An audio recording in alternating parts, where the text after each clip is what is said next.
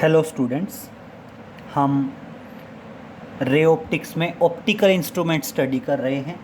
हम previous lecture में compound microscope को पढ़ चुके हैं और आज बात करेंगे बेटा एस्ट्रोनॉमिकल टेलीस्कोप की। चलिए तो स्टार्ट करते हैं। टॉपिक है एस्ट्रोनॉमिकल टेलीस्कोप। यस, तो देखिए स्टार्टिंग यहीं से है। टॉपिक है that is astronomical telescope. that is astronomical telescope।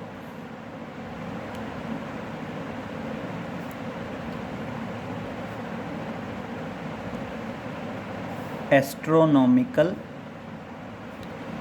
Telescope. और देखिए एस्ट्रोनॉमिकल टेलीस्कोप में क्या बताएंगे? एस्ट्रोनॉमिकल टेलीस्कोप में बताएंगे it is the optical instrument. बेटा जो एस्ट्रोनॉमिकल टेलीस्कोप है वो क्या है? एक ऑप्टिकल इंस्ट्रूमेंट है जो क्या करता है? माइक्रोस्कोप का काम होता है हाईली मैग्नीफाइड इमेज देना और टेलीस्कोप का यूज़ होता है दूर के ऑब्जेक्ट को क्लियरली देखना। तो देखो क्या बताओगे? It is refracting type optical instrument. तो क्या बताओगे? It is a refracting type, it is a refracting type optical instrument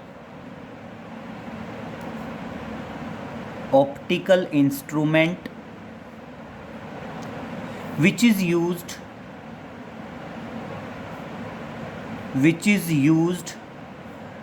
to observe the distant object clearly, which is used to observe the distant object clearly। अब देखिए यहाँ पे कई सारे point आए और एक बार बहुत ध्यान से समझिए कई सारे पॉइंट क्या आए। सबसे पहली बात, इट इज़ रिफ्रैक्टिंग टाइप। समझिए टेलीस्कोप जो है वो दोनों टाइप के होते हैं, रिफ्रैक्टिंग टाइप भी होते हैं और रिफ्लेक्टिंग टाइप भी होते हैं। अब देखिए क्लियर है आपको कि रिफ्रैक्टिंग टाइप है तो मतलब लेंस यूज़ होंगे, और अगर ये रिफ्लेक्टिंग टाइप होता तो क्या यूज़ होते? मिरर यूज़ होते। टेलीस्कोप रिफ्लेक्टिंग टाइप भी होता है, जैसे एस्ट्रोनॉमिकल टेलीस्कोप तो रिफ्रैक्टिंग टाइप है। एक आता है न्यूटोनियन टाइप टेलीस्कोप, वो क्या होता है? रिफ्लेक्टिंग टाइप होता है। क्लियर? तो पहला वर्ड ये कौन सा है? रिफ्रैक्टिंग टाइप है, मींस लेंस यूज़ होंगे इसमें। ऑप्टिकल इंस्ट्रूमेंट है जो किस लिए यूज़ होता है? दूर वाले ऑब्जेक्ट्स को ऑब्जर्व करने के लिए यूज़ होता है। क्लियर? फिर बात करते हैं बेटा कंस्ट्रक्शन की। अगली हेडिंग आई दैट इज कंस्ट्रक्शन। अब सुनिए कंस्ट्रक्शन में आप क्या बताएंगे? कंस्ट्रक्शन में same point, it consist of to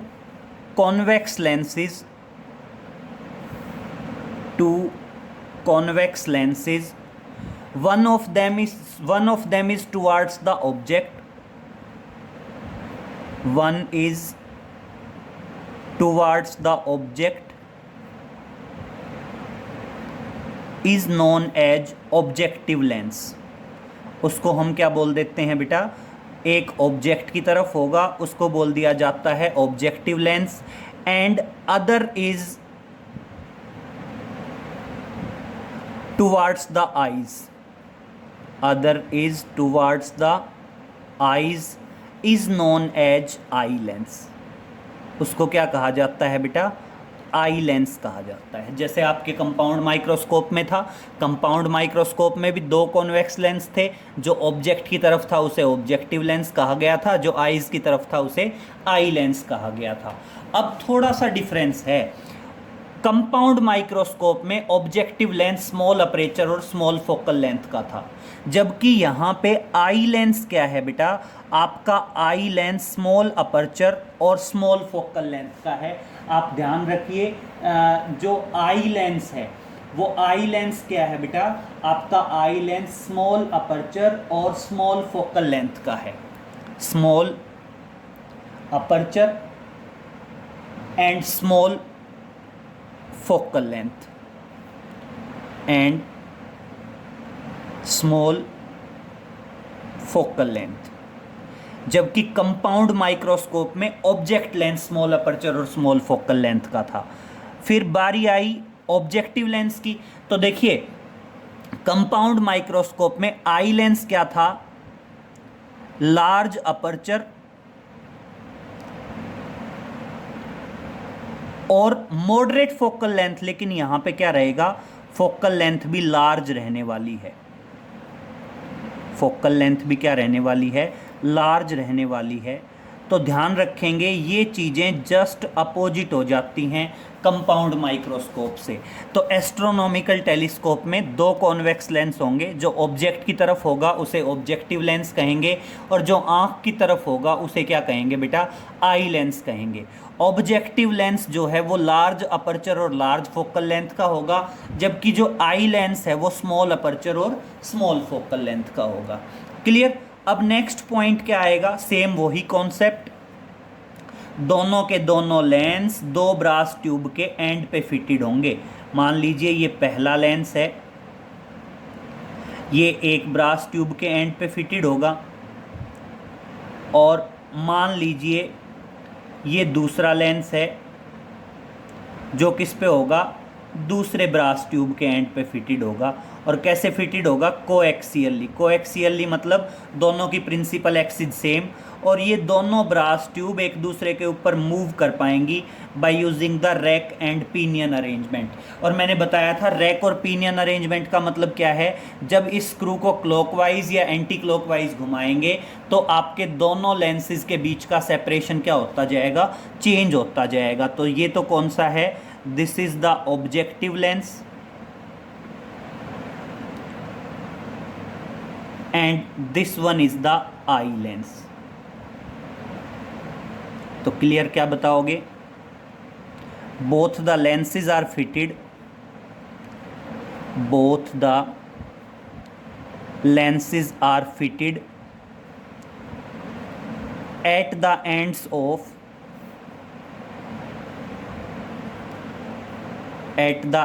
of two brass tubes, at the end of two brass tubes coaxially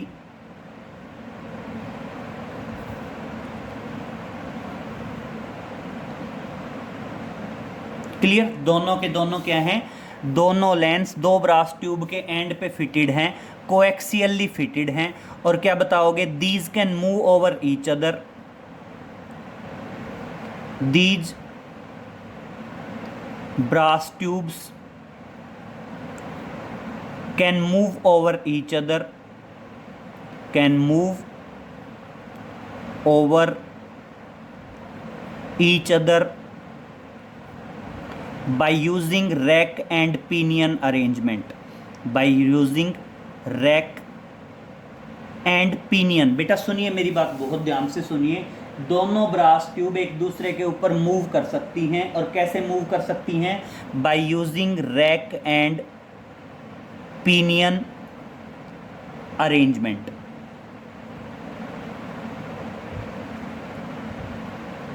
by using rack and pinion arrangement, ध्यान रहेगा। अब उसके बाद सुनिए, नेक्स्ट आया आपका रे डायग्राम। नेक्स्ट बात करते हैं किसकी? रे डायग्राम की। अब समझिए रे डायग्राम क्या आया। रे डायग्राम में आप, जैसे हम कंपाउंड माइक्रोस्कोप में बात कर रहे थे वही टेलीस्कोप में बात करेंगे। दोनों लेंस कभी भी साथ नहीं बनाएंगे। पहले स्टार्टिंग में सिर्फ क्या बनाएंगे बेटा? ऑब्जेक्टिव लेंस बनाएंगे। और मेरी बात सुनिए, इस बार ऑब्जेक्टिव लेंस लार्ज अपर्चर और लार्ज फोकल लेंथ का है। ठीक है, तो ये क्या है आपका ऑब्जेक्टिव लेंस। और क्या करोगे? इसकी लंबी सी प्रिंसिपल एक्सिस, इसकी लंबी सी प्रिंसिपल एक्सिस होगी। और अब सुनिए बेटा, ऑब्जेक्ट इनफाइनाइट पे है, क्योंकि देखो टेलीस्कोप क्या होता है, दूर के ऑब्जेक्ट्स को क्लियरली देखने के लिए यूज होता है। तो इसका मतलब अगर ऑब्जेक्ट दूर है तो इसका मतलब ऑब्जेक्ट से आने वाली रेज क्या होंगी, पैरेलल होंगी। और रे डायग्राम बनाते वक्त ध्यान रखोगे ये जो एंगल है, ये एंगल आपने कम से कम रखना है ताकि रे डायग्राम सही बन सके। इस एंगल की बात कर रहा हूं मैं। और मान लीजिए ऑब्जेक्ट इनफाइनाइट पे है तो ऑब्जेक्ट से आने वाली रेज क्या होंगी, पैरेलल होंगी। और मान लीजिए मिडल तक क्या आएंगी, पैरेलल आएंगी।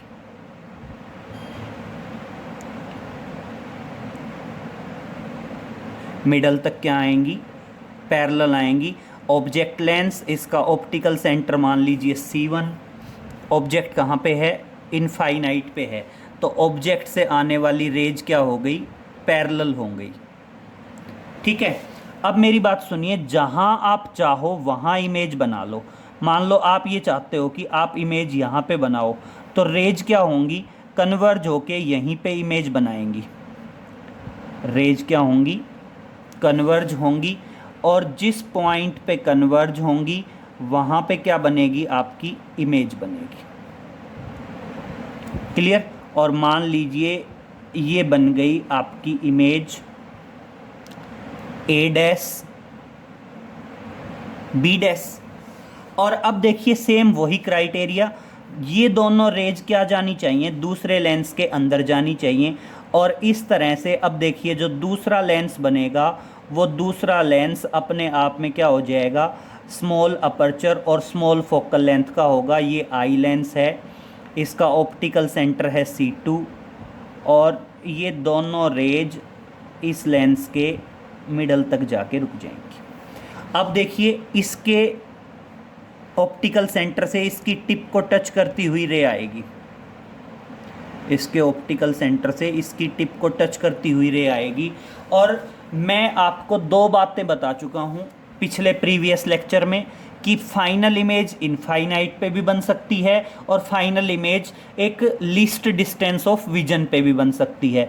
तो चलो मान लीजिए इस बार हम इनफाइनाइट पे बनाना चाह रहे हैं, तो इनफाइनाइट पे बनाना चाह रहे हैं तो इसका मतलब जो अगली दोनों रेज आएंगी वो पैरेलल आएंगी और आपका जो फाइनल इमेज है वो फाइनल इमेज कहाँ पे बन जाएगी, इनफाइनाइट पे बन जाएगी। तो देखिए अब एग्जैक्ट पाथ क्या हुआ, यहाँ से रे चली,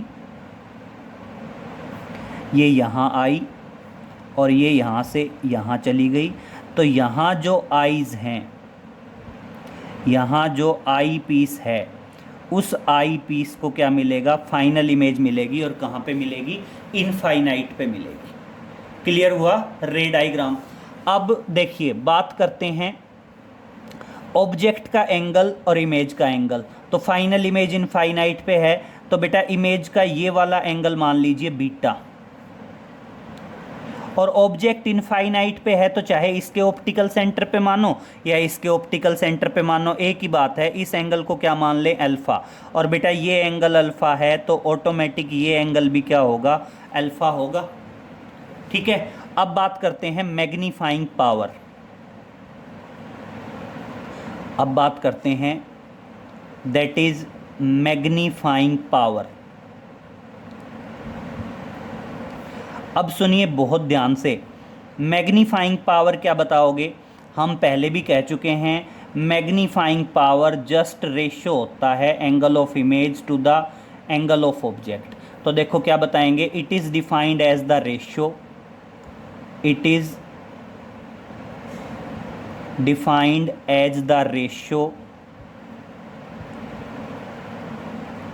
of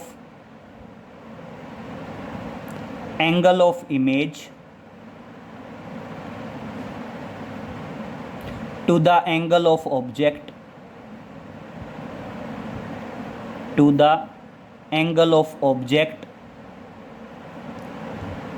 at the optical center, at the optical center। कब बेटा, इस बार ऑब्जेक्ट भी इनफाइनाइट पे है और इमेज भी इनफाइनाइट पे है। कब, when object and image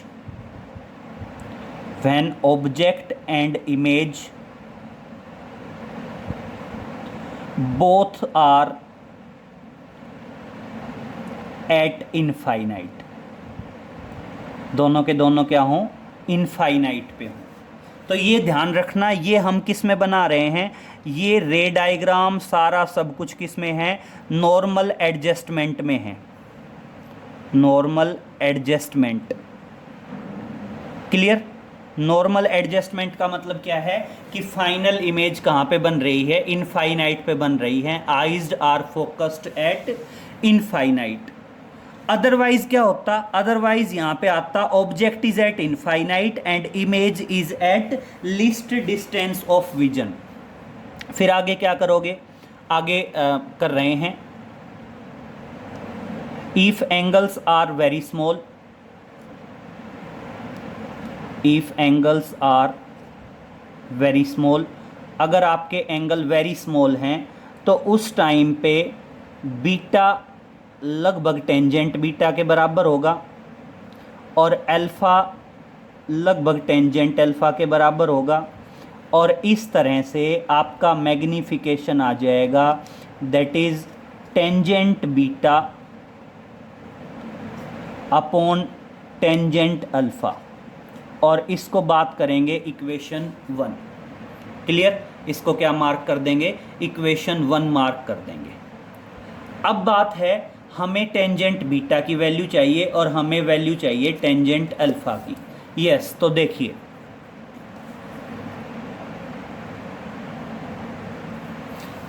हम दोनों वैल्यूज़ कैलकुलेट करेंगे, टेंजेंट बीटा की वैल्यू भी कैलकुलेट करेंगे और हम टेंजेंट अल्फ़ा की वैल्यू भी कैलकुलेट करेंगे। तो देखिए बात करते हैं, एक मिनट, देखिए चलते हैं आगे। पहले टेंजेंट बीटा की बात करते हैं। बेटा टेंजेंट बीटा के लिए मैं ट्राइंगल ले रहा हूँ A dash B dash C two. तो देखिए क्या रेफरेंस देंगे, फ्रॉम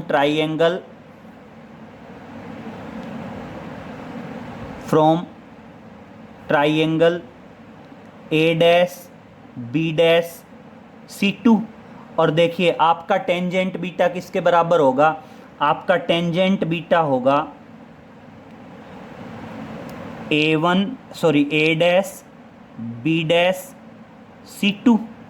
तो देखिए ये क्या आ गया, A dash B dash C two perpendicular upon base. तो परपेंडिकुलर तो क्या है, ए डैश बी डैश, और बेस क्या है बेटा, C two B dash. Tangent alpha के लिए ट्राइंगल ले लेते हैं A dash B dash C one. तो देखिए बात करते हैं, from triangle A dash B dash C one, और क्या आ जाएगा, टेंजेंट अल्फ़ा आ जाएगा, और टेंजेंट अल्फ़ा में क्या आएगा, that is perpendicular upon base. तो परपेंडिकुलर क्या आ गया, that is A dash B dash, और बेस क्या आ गया, बेस आ गया that is C one B dash. और अब देखिए दोनों वैल्यूज़ को मैं इक्वेशन 1 में पुटअप कर रहा हूँ। तो देखिए क्या करेंगे, पुट दीज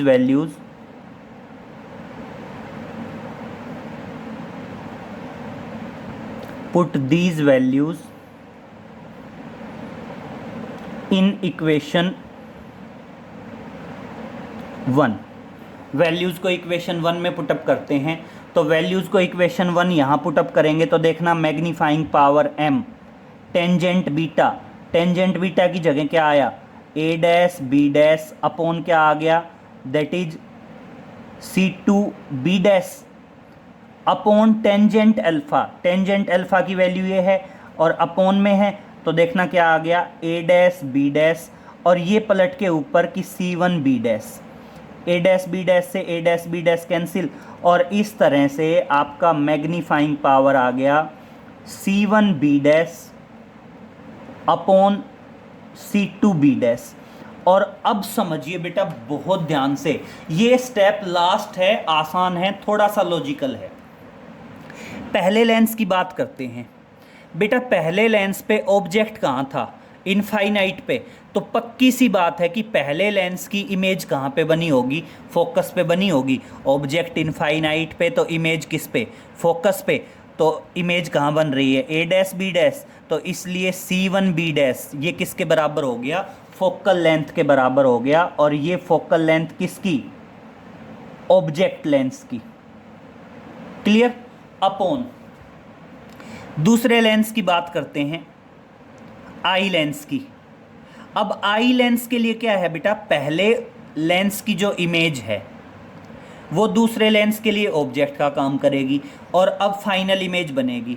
अब बेटा अगर फाइनल इमेज इनफाइनाइट पे बन रही है दूसरे लेंस के लिए, आई लेंस के लिए, तो पक्का ऑब्जेक्ट कहाँ रहा होगा, फोकस पे। भाई ऑब्जेक्ट फोकस पे रहा तभी तो इमेज इनफाइनाइट पे बनी।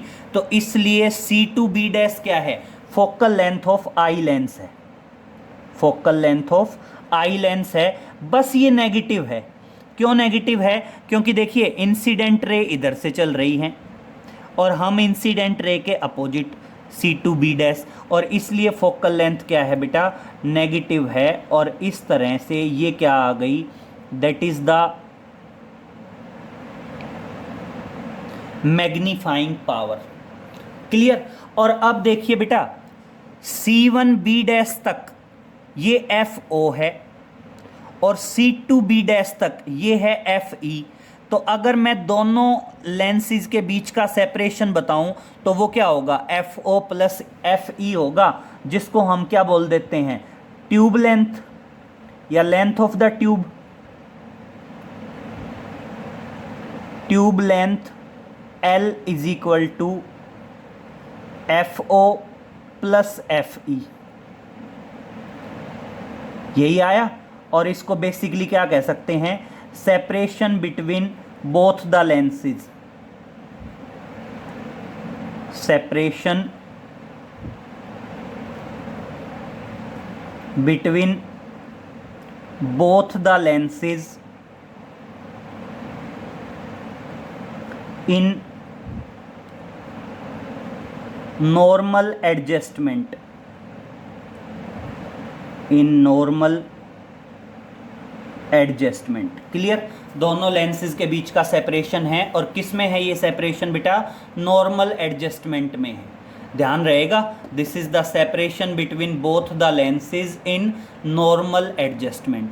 तो इसको अच्छे से करेंगे बेटा। पहली हेडिंग एस्ट्रोनॉमिकल टेलीस्कोप, दूसरी हेडिंग कंस्ट्रक्शन, तीसरी हेडिंग रे डायग्राम, मैग्नीफाइंग पावर। और बेटा ये देखो हमने कंपाउंड माइक्रोस्कोप तो पढ़ा था, इमेज कहाँ पे थी, लिस्ट डिस्टेंस ऑफ विजन पे, उसमें भी इनफाइनाइट पे हो सकती थी।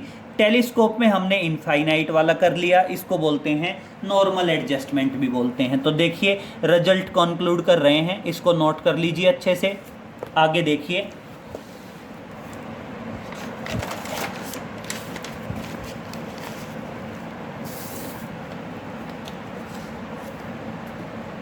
नोट में डालेंगे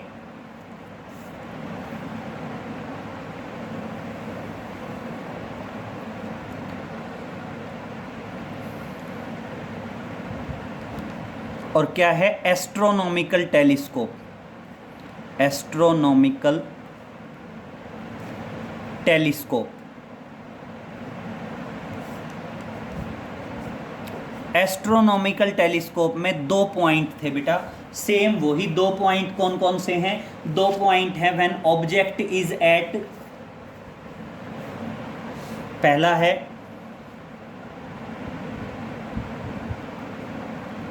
आई फोकस्ड एट,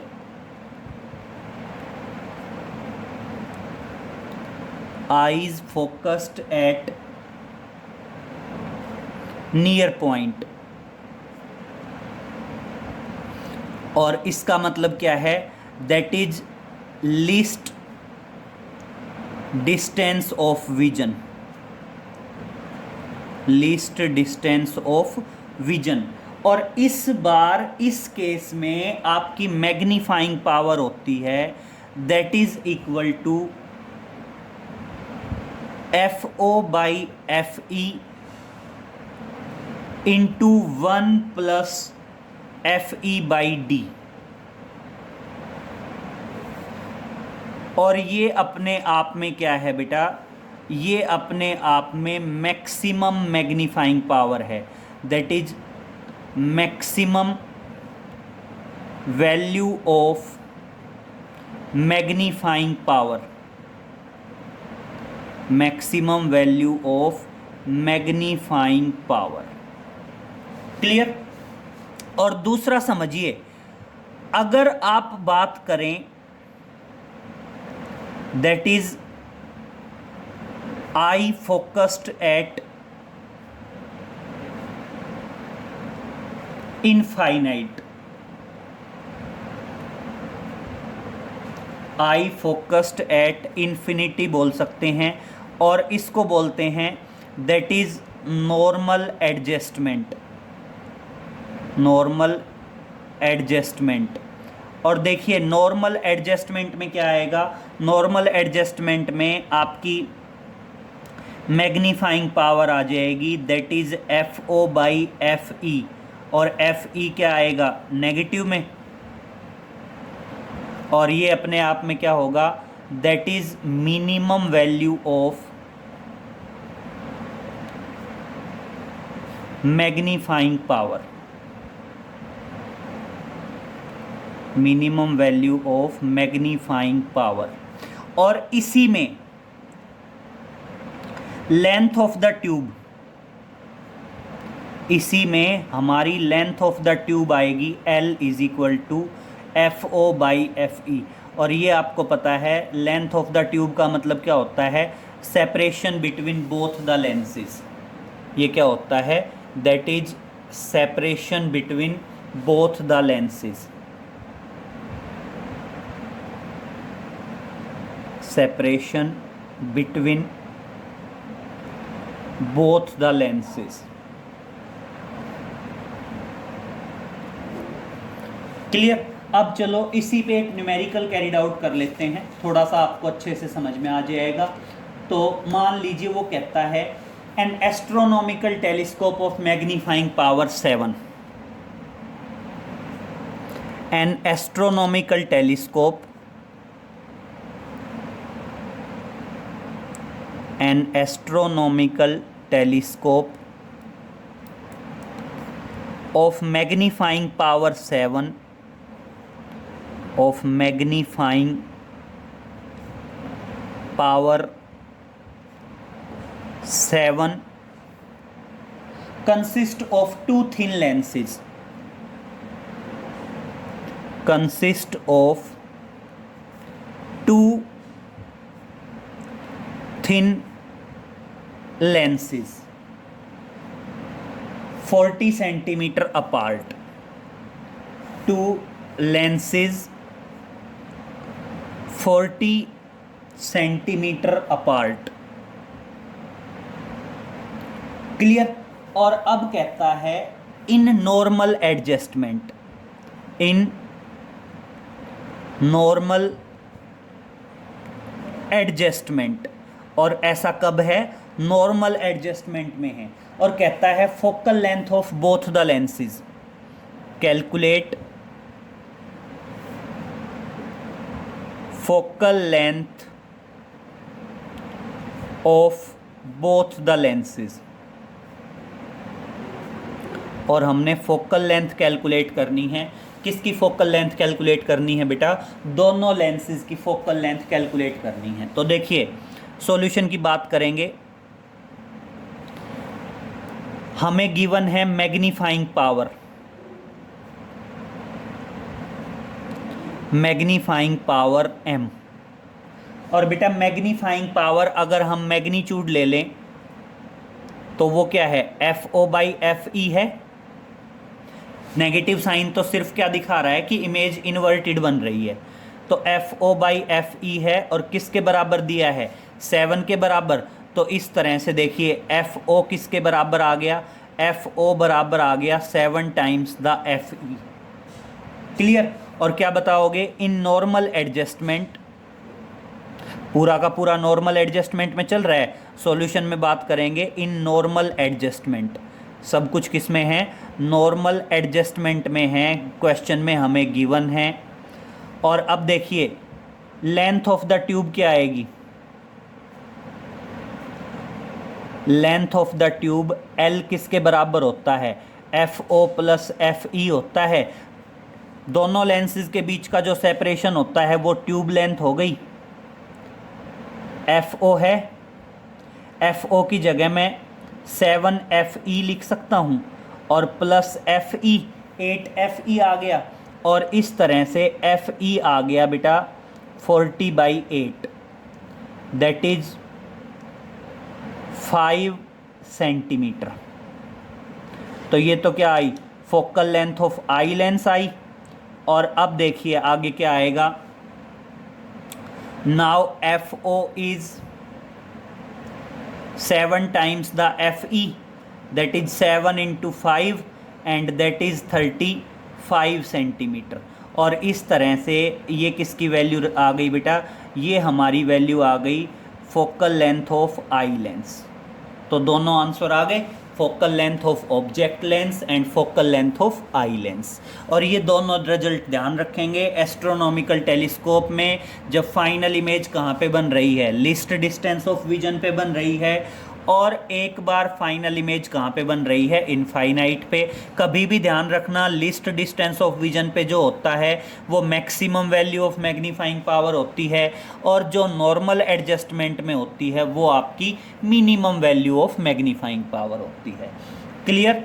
तो इतना नोट कर लेंगे बेटा, बाकी आगे नेक्स्ट लेक्चर में मिलते हैं। Okay, thank you.